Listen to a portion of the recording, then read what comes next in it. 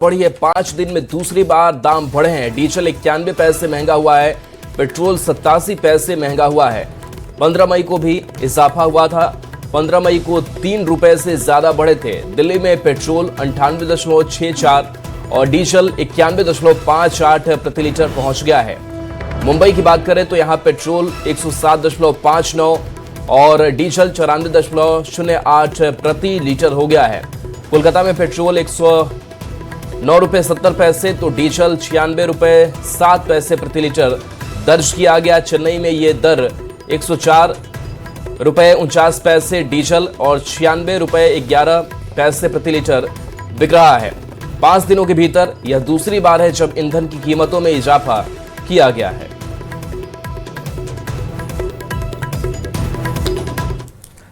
और देखिए, मुख्यमंत्री सम्राट चौधरी आज जाएंगे सोनपुर। सहयोग शिविर कार्यक्रम का आगाज होने जा रहा है। सहयोग शिविर में भाग लेंगे सीएम सम्राट। 10 बजे सोनपुर के डुमरी बुजुर्ग में सहयोग शिविर लगेगा और यहां पर ऑन स्पॉट जन सुनवाई की जाएगी। सभी जिलों में सहयोग शिविर कार्यक्रम होना है और हर महीने के पहले और तीसरे मंगलवार को सुनवाई होगी। प्रशासन और पुलिस के अधिकारी मौजूद रहेंगे। इस दौरान विभागों के पदाधिकारी भी मौजूद होंगे। समस्याओं का 30 दिन के भीतर समाधान किया जाएगा। तो बहुत बड़ी पहल सम्राट चौधरी करने जा रहे हैं। सहयोग शिविर कार्यक्रम का आगाज होने जा रहा है, जो कि पहले मंगलवार को और उसके बाद तीसरे मंगलवार को सुनवाई होगी यहां पर जनता की। तो ऐसे में देखिए, इस दौरान प्रशासन और पुलिस के अधिकारी मौजूद रहने वाले हैं। बताते चले आपको, बताया ये जा रहा है कि 30 दिन के अंदर अंदर समस्याओं का समाधान करने के लिए सम्राट चौधरी ने सभी लोगों को निर्देश दिया है। तो ऐसे में ऑन स्पॉट सुनवाई की जाएगी। सीएम सम्राट ने साफ शब्दों में अफसरों को सख्त निर्देश दिए हैं कि जनता की समस्या का समाधान हर हाल में 30 दिन में करना होगा। नहीं हुआ तो 31वें दिन वो अधिकारी खुद ब खुद निलंबित कर दिया जाएगा। मतलब भाई लटकाओगे तो लटक जाओगे। पदाधिकारी आदेश नहीं जारी करेगा, वो 31वां दिन स्वयं निलंबित हो जाएगा। किसी की जरूरत नहीं पड़ेगी, स्वयं मुख्यमंत्री कार्यालय उसको निलंबित करने का काम करेगा। लॉ एंड ऑर्डर पर पहले दिन से सख्त सम्राट सरकार में लापरवाह और सुस्त अफसरों की भी खैर नहीं है। 22 दिन के अंदर सीएम सम्राट चौधरी ने अधिकारियों को दूसरी बार बेहद सख्त संदेश दिया है और सहयोग कार्यक्रम में स्पष्ट निर्देश दिया गया कि आपको अटकाना और भटकाना नहीं है। 26 अप्रैल को मुंगेर की धरती से सीएम सम्राट ने लेट लतीफी पर पहली बार कड़ा संदेश दिया था। 1 महीने से अधिक कोई भी पदाधिकारी यदि फाइल अपने पास रखेगा तो उसके खिलाफ कार्रवाई भी करने का काम करेगा।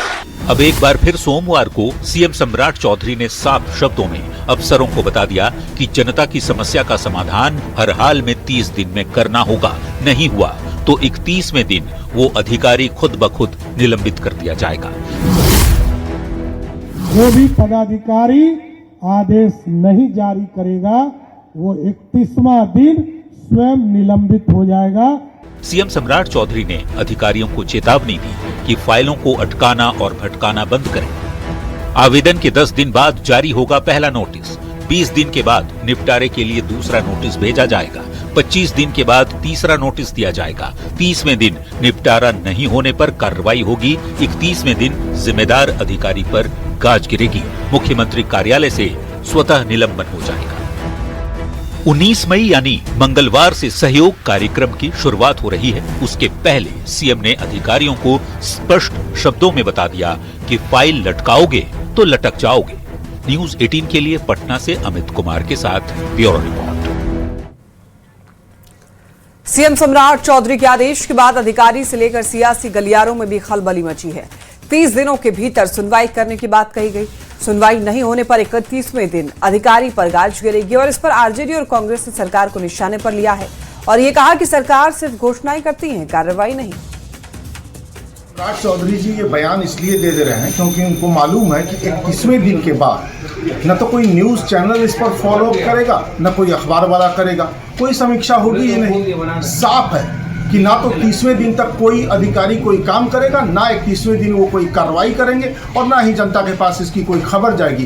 बस आज के बयान पर मीडिया वाले स्तुति गान करेंगे। देखिए, बिहार में एनडीए की सरकार नित नए नए प्रयोग कर रही है और मुख्यमंत्री सम्राट चौधरी जी ने सहयोग योजना के तहत अधिकारियों को दिशा निर्देश दिया है कि वो उस पोर्टल पर जो भी अपना आवेदन देते हैं, अगर 30 दिनों के अंदर कार्रवाई नहीं होगी तो 31वें दिन उस अधिकारी या पदाधिकारी पर कार्रवाई कर दी जाएगी। मुख्यमंत्री जी, आप और आपकी सरकार सिर्फ घोषणाएं करेगी कि अमल में भी कोई बात होगा? सम्राट सरकार में लापरवाह अफसरों पर एक्शन भी शुरू हो गया है। मुजफ्फरपुर के कुढ़नी में पोस्टेड राजस्व अधिकारी धर्मेंद्र कुमार को लापरवाही के आरोप में निलंबित किया गया।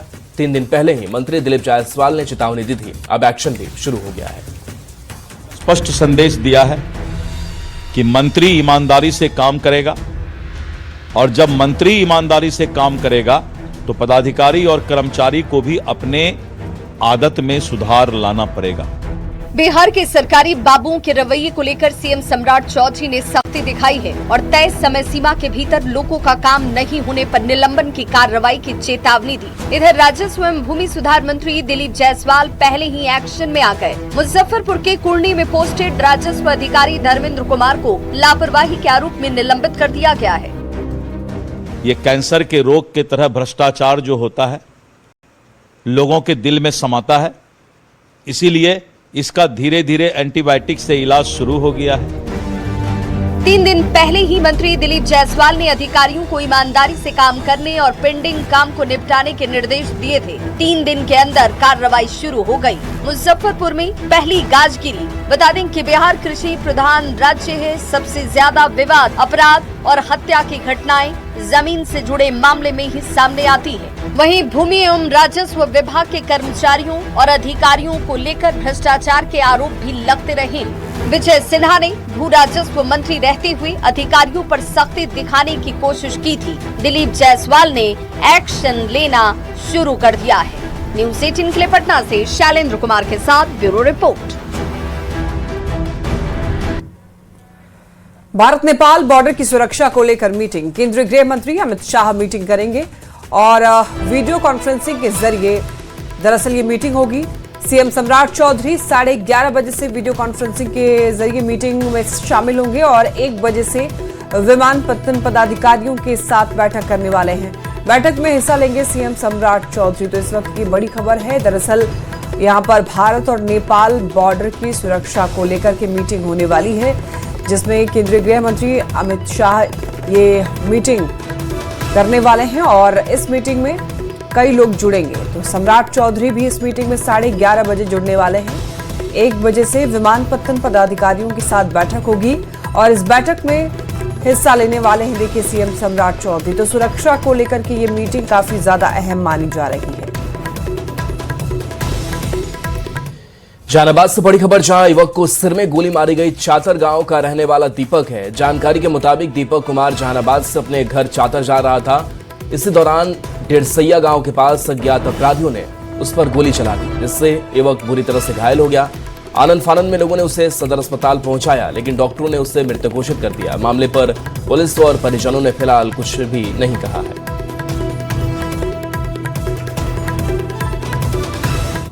पटना से बड़ी खबर, घूसखोर बीईओ पर बड़ी कार्रवाई। मर्जीना खातून निलंबित हुई। मधुबनी के मधेपुर बीईओ पर गाज गिरी है। घूस लेने के आरोप में यह एक्शन हुआ है। शिक्षा विभाग ने जांच किया और उसके बाद जांच के बाद निलंबित कर दिया। वीडियो वायरल होने के बाद ही इस मामले की जांच हुई।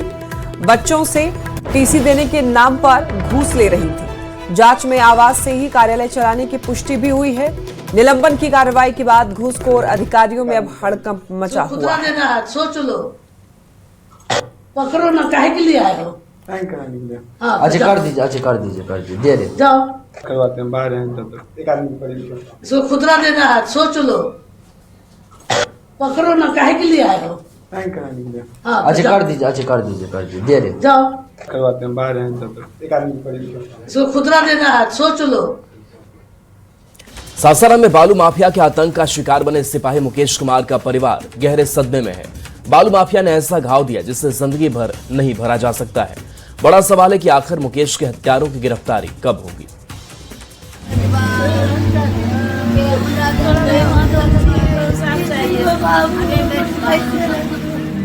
एक पिता की बुझी हुई आंखें, एक पत्नी का कभी ना खत्म होने वाला इंतजार, एक बेबस भाई का भरा हुआ गला, फूट फूट कर रोता परिवार।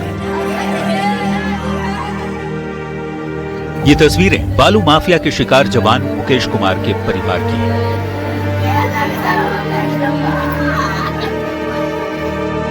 शहीद जवान मुकेश कुमार को तो आखिरी विदाई दे दी गई, लेकिन उसकी चिता की राख अभी ठंडी नहीं पड़ी है।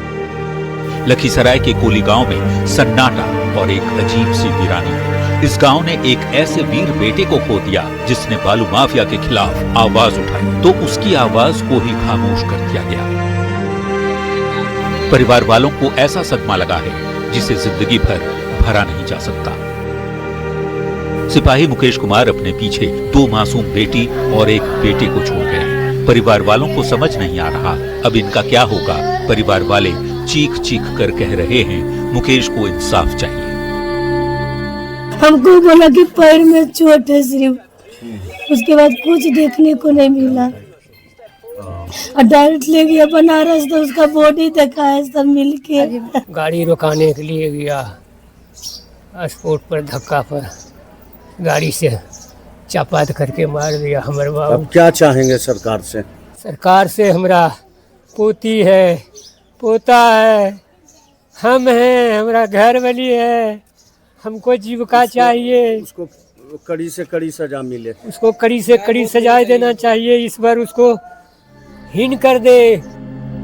कोली गांव में मुकेश कुमार की मौत के बाद मातमी सन्नाटा पसरा है, लेकिन सासाराम पुलिस मुकेश के हत्यारों को अब तक गिरफ्तार नहीं कर पाई है। बड़ा सवाल है कि मुकेश को कुचलने वाला ट्रैक्टर चालक कहां चला गया? वो आसमान में चला गया या जमीन में घुस गया? अब तक ट्रैक्टर ड्राइवर की गिरफ्तारी क्यों नहीं हो सकी? आखिर मुकेश के हत्यारों को पुलिस कब गिरफ्तार करेगी? सासाराम पुलिस क्या कर रही है? बालू माफिया की हिमाकत इतनी कैसे बढ़ गई है? न्यूज़ 18 के लिए सासाराम से अजित कुमार और नवादा से अनिल विशाल के साथ ब्यूरो।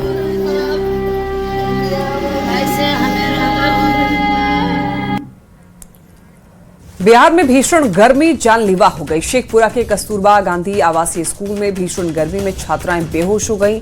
छात्राओं को लोग गोद में उठा उठाकर अस्पताल पहुंचे और स्कूल में छात्राओं की तबीयत बिगड़ने का ये पहला मामला नहीं है। 2 दिन पहले भी चिलचिलाती धूप प्रार्थना के दौरान छात्राएं बेहोश हो गई थी।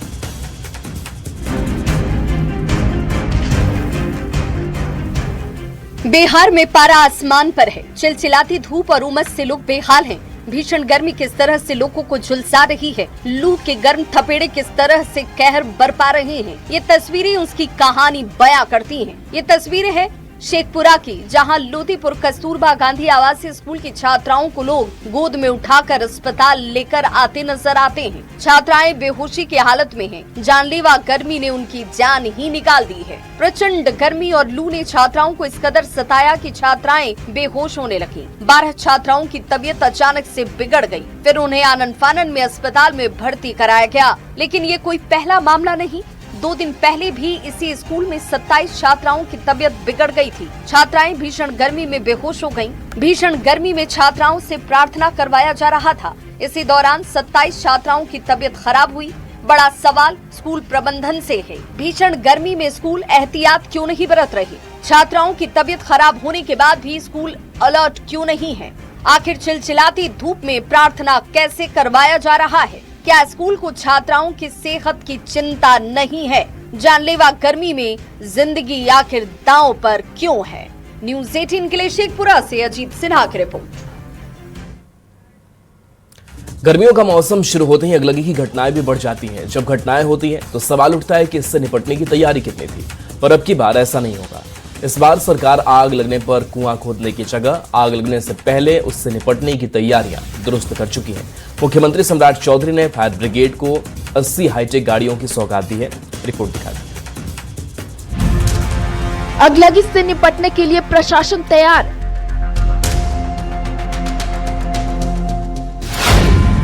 फायर ब्रिगेड को 80 हाईटेक गाड़ियों की सौगात। एआई कंट्रोल रूम से होगी निगरानी। अब आग लगेगी तो तुरंत बुझेगी।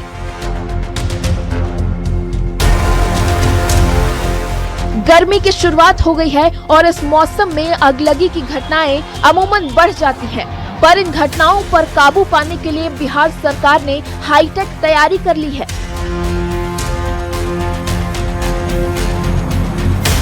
पटना के ऐतिहासिक गांधी मैदान में आयोजित कार्यक्रम में मुख्यमंत्री सम्राट चौधरी ने आज फायर ब्रिगेड को 80 हाईटेक गाड़ियों की सौगात दी।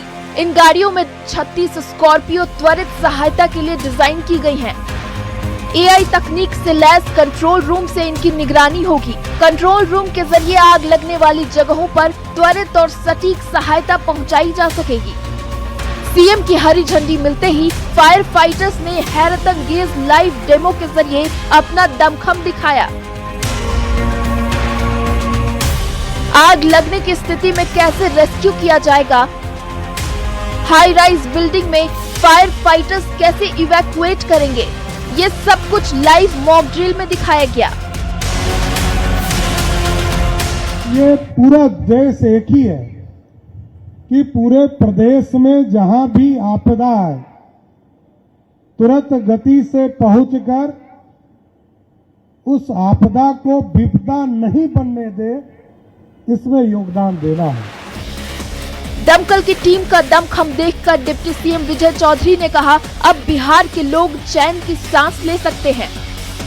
हम बिहार वासियों की तरफ से जरूर कहेंगे कि हम लोगों का भरोसा बढ़ा है, हम लोगों को इत्मीनान हुआ है कि अब अग्निकांड से संबंधित किसी बड़ी आपदा को भी झेलने में हमारा अग्निशमन सेवा ये पूर्ण रूप से सक्षम है। जाहिर है गर्मी के मौसम में अगलगी की चुनौतियां बड़ी होती हैं, लेकिन सरकार की हाईटेक तैयारी और आधुनिक संसाधनों ने बिहार के लोगों को एक बड़ा भरोसा दिया है। अब देखना ये होगा कि आपदा की घड़ी में ये हाईटेक गाड़ियां और एआई तकनीक धरातल पर कितनी तेजी से एक्शन मोड में नजर आती हैं। न्यूज़ 18 के लिए पटना से संवाददाता अमित कुमार की रिपोर्ट।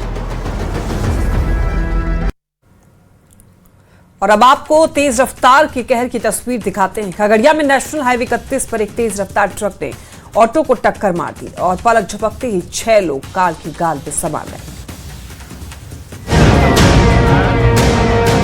तेज रफ्तार ने एक बार फिर कोहराम मचाया है। ये तस्वीरें दिल दहला देने वाली है। इन तस्वीरों को हम आपको दिखा नहीं सकते, लेकिन रफ्तार के कहर ने एक बार फिर 6 लोगों की जान ले ली है। खगड़िया के मानसी में बेकाबू ट्रक ने ऑटो को टक्कर मार दी। इस भीषण हादसे में 6 लोग जान गंवा बैठे। हादसा इतना भयानक था कि टेम्पो के परखच्चे उड़ गए। प्रशासन की लाख सख्ती के बाद भी सड़कों पर वाहनों की रफ्तार धीमी होने का नाम नहीं ले रही है और इस तेज रफ्तार के साथ सड़कों पर घूम रहे यमराज मौत का भयानक खेल खेल रहे हैं। खगड़िया में नेशनल हाईवे 31 पर हादसा उस वक्त हुआ जब तेज रफ्तार बेकाबू ट्रक ने सामने से आ रही टेम्पो को जोरदार टक्कर मार दी। हादसे में 3 लोगों ने मौके पर ही जान गंवा दी, जबकि 3 लोगों ने अस्पताल में दम तोड़ दिया। बेकाबू ट्रक का तांडव यही नहीं रुका। भागने के दौरान ट्रक ने बोलेरो को भी टक्कर मारी। गनीमत ये रही कि किसी की जान नहीं गई। भीषण हादसे के बाद पुलिस पूरे मामले की जांच में जुट गई है।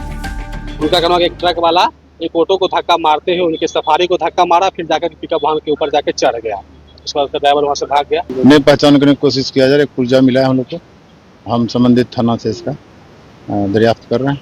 जैसे ही मिलता है उसका ट्रीटमेंट देंगे। ऐसे ही हादसे की एक तस्वीर नवादा से भी आई है, जहां तेज रफ्तार 2 बाइक की सीधी भिड़ंत हुई, जिसमें एक व्यक्ति की मौके पर मौत हो गई।